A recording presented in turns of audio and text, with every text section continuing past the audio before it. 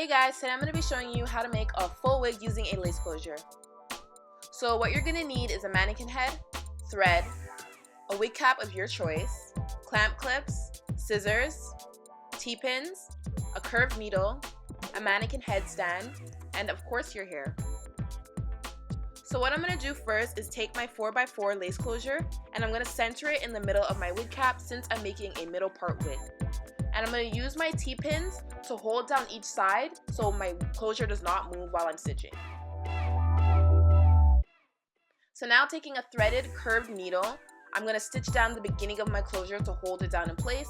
So I'm going to go through the edge of the wig cap and the closure once, then go back through that same spot, and before pulling, I'm going to wrap the thread around the needle twice and then pull to lock in the beginning. And I'll show you how I do the rest from the side. So you're just going to go through the spandex and through the closure and pull. I don't like to knot my threads just because I only like to do that at the beginning and at the end of each row.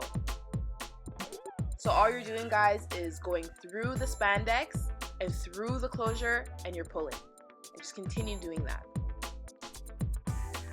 And what you're going to want to do once you get to the center middle of the closure, you're going to stop, knot your thread, wrap it around twice and lock it in. And then you're going to start on the next side. So this is how the first side looks. And now you're going to do the same thing on the next side. That way you'll create no lumps. So here you go, it's flat, and that's how your stitching should look. Now you're going to want to get that hair out of the way so you can sew on your bundles. So use those clamp clips. So I'm taking my longest bundle, and I usually like to start right above the ear. And to first lock in the first row, you're going to go through the wig cap, through the width, and pull. And you're going to do that again, and the second time you're going to wrap it around the thread around the needle twice and just lock it in and pull. I was kind of struggling here because the width was so thick. And try not to go through the band in the wig cap because that will not allow your wig to stretch. Now use your T-pins to hold down the row, so when you're stitching you can just glide through it without using your hands to hold up the row. So now it's the same thing as the closure, but instead of going through the width, you're going underneath and through the wig cap and you're pulling. So underneath the width, through the wig cap, and pull. And don't go through that band, guys. Just continue doing that all the way to the next side. So here's how the first row looks. You can pull it, it's tight and it's sturdy.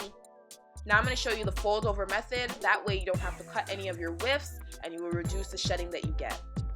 So just bend that track over, and then you're going to take the needle and go through the wig cap and through both the bended pieces. You're going to wrap the thread around the needle twice and you're going to pull. And it should lay nice and flat. And then you're just going to continue going underneath and through the wig cap. Don't forget to use your T-pins to hold down the row so you can stitch it easily. So here's how my first bundle looks. That's how my stitching looks as well. Now I'm going to go in and double my widths.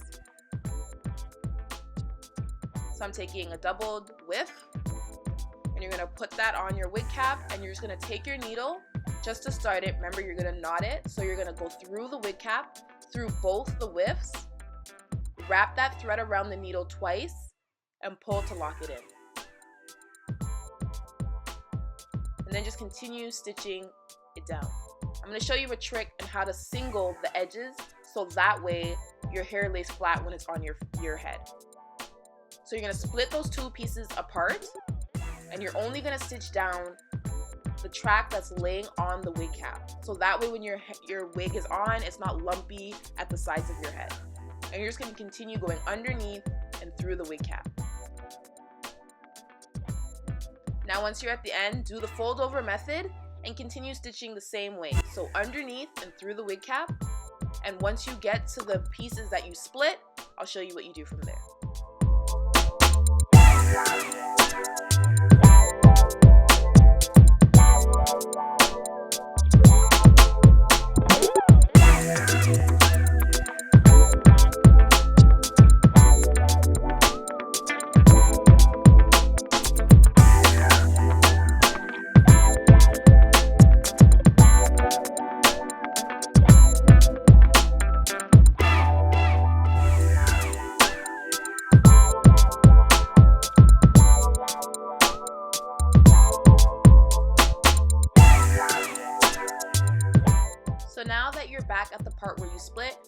take your needle and go through under both of those wefts and through the wig cap and just pull.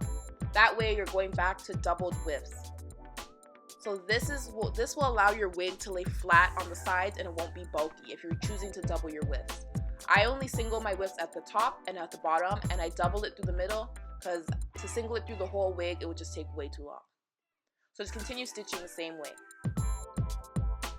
So now I'm going to close up on the closure. So I just took a piece of hair and measured it around the perimeter of the closure, and now I'm going to close it up by stitching it down. So now you're going to go through your closure, through the wig cap, and through the weft once, and go through in the same spot, but the second time you're going to wrap that thread around the needle twice to lock it in.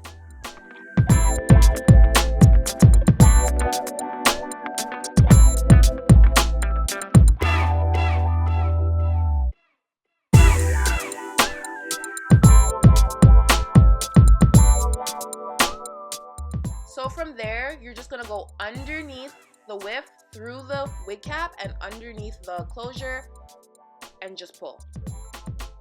It's just like you've been stitching the rest of the bundles. And the way that track should lay, it should be laying on top of the closure, so that way there's no gaps. So you're just going underneath the weft, through the wig cap, and through the closure. And keep doing that all the way around. So this is how it should look once you're done stitching down that track on the closure. There's no gaps, and it's clear and it's neat.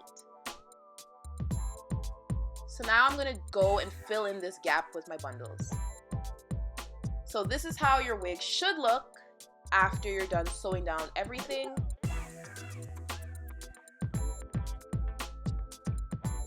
So I'm just going to take off the wig cap and shake off all the debris from the wig head. And now this part's very important. You're going to want to cut out the wig cap underneath the closure. And you have to take your time with this part, because if you cut the wrong spot, your wig will unravel. So just cut and follow the perimeter of where you stitched down the closure.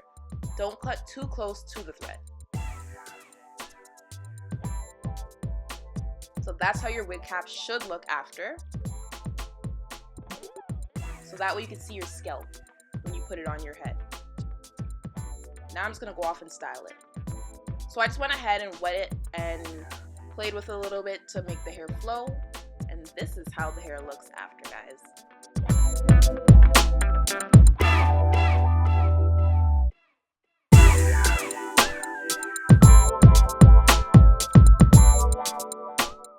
I hope you guys enjoyed this video and found it very helpful. And don't forget to like, comment, and subscribe. And I'll see you guys again in my next video.